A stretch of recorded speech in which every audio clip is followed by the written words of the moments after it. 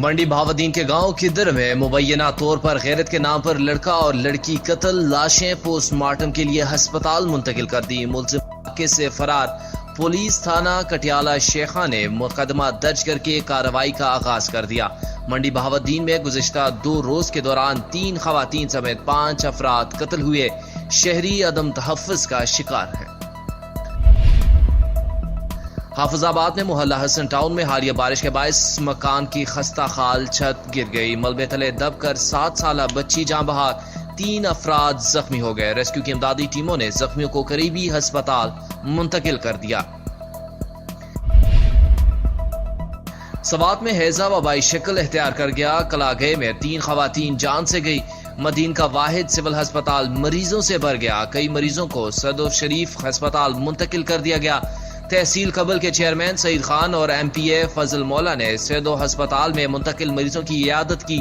دوسری طرف مدین ہسپتال کے ایم ایس ڈاکٹر مسعود میاں کہتے ہیں ہنگامی حالات میں مریضوں کی مناسب علاج معالجے کے لیے حکومت مزید سہولیات مہیا کرے۔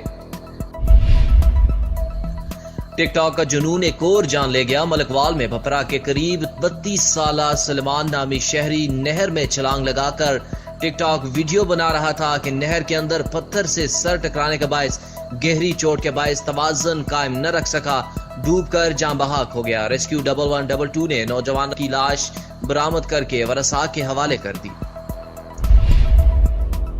حافظ آباد کے شہری علاقوں میں سوئی گیس کی لوڈ شیڈنگ شدت اختیار کر گئی۔ لوڈ شیڈنگ کا دورانیہ 20 گھنٹے سے تجاوز کر گیا۔ گھریلو صارفین شدید مشکلات سے دوچار ہیں۔ خواتین کو گھر میں کھانا بنانے پر مشکلات کا سامنا ہے۔ حکام لوڈ شیڈنگ ختم کر کے سوئی گیس کی فراہمی یقینی بنائے، صارفین کا مطالبہ۔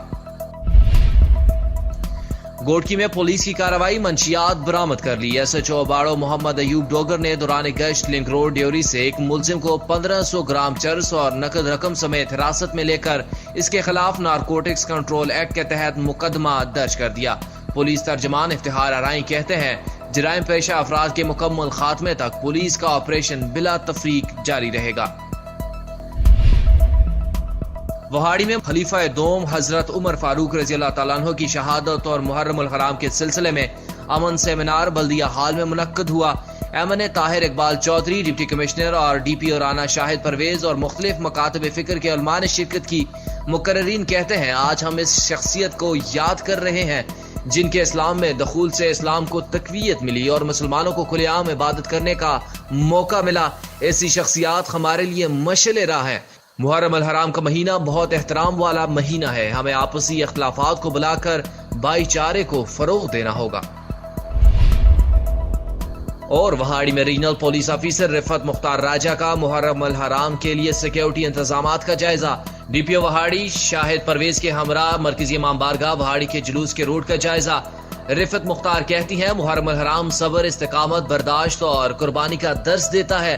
سوشل میڈیا پر فرقہ واریت اور نفرت انگیز مواد کی تشہیر اور شرانگیز مذہبی وال چاکنگ پر زیرو ٹالرنس کی پالیسی اپنائی جائے گی۔ امن و امان کی صورتحال کو برقرار رکھنے کے لیے 1775 پولیس افسران ڈیوٹی کے فرائض سر انجام دیں گے۔